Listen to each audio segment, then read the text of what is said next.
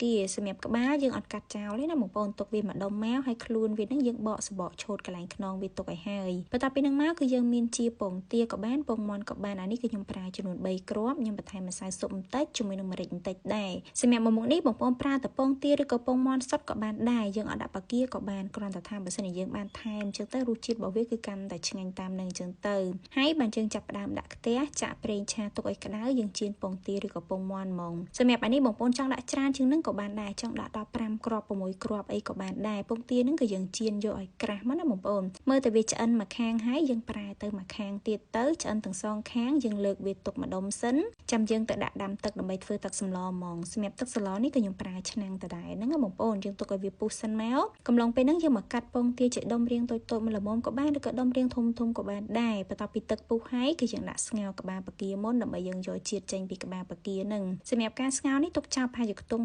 5-6 នាទីអីទៅយើងទៅរៀបចំគ្រឿងផ្សេងទៀតដែលយើងមានខ្ទឹមស 5-6 កំពឹសបុកវាឲ្យម៉ត់សិនបាទខ្ញុំដាក់ម្ទេសចូលសម្រាប់ម្ទេសនេះបងប្អូនដាក់តិចច្រើនតាមចំណង់ចំណូលចិត្តទេបន្ទាប់ពីយើងបុកម្ទេសជាមួយខ្ទឹមសឲ្យរាងបែកបន្តិចហើយគ្រឿងផ្សំដែលសំខាន់បន្តមកទៀតហ្នឹងគឺយើងមានជាកាពិនេះគឺខ្ញុំមានជាកាពិកពតខ្ញុំប្រើចំនួន1ស្លាបព្រាបាយសម្រាប់កាពិនេះគឺវាអត់សូវប្រៃណាបងប្អូនបើសិនជាកាពិកែវគឺវារាងប្រៃខ្លាំងបន្តិចហើយក្បាលបាគាបន្ទាប់ពីយើងស្ងោរបានប្រហែលជាខ្ទង់5នាទីយើងស្រង់វាចេញទៅយើងដួសកាពិជាមួយខ្ទឹមសហើយនឹងម្ទេសដែលយើងបានបុកមិញហ្នឹងដាក់ចូលក្នុងទឹកសម្លយើងកូរវាឲ្យបែកម៉ត់ចូលជាមួយនឹងទឹកហើយយើងដាក់បន្លែសម្រាប់ម្ហូបមួយមុខនេះគឺយើងដាក់បន្លែចូលមុនណាបងប្អូនដោយសារតែពងទារបស់យើងក៏ឆ្អិនស្រាប់ហើយបាគាក៏វាឆាប់ឆ្អិនដែរបន្ទាប់ពីដាក់បន្លែចូលហើយខ្ញុំគ្របប្រហែលជាខ្ទង់ 2-3 នាទីយើងបើកមកវិញខ្ញុំបន្ថែមទឹកបន្តិចបងប្អូនដោយសារវារៀងទឹកហើយបើខ្ញុំដាក់បាគាចូលក្នុងនឹងហ្មងយើងចាក់ពងទាដែលយើងបានចៀនហើយស្រាប់នឹងដាក់ចូលជាមួយគ្នា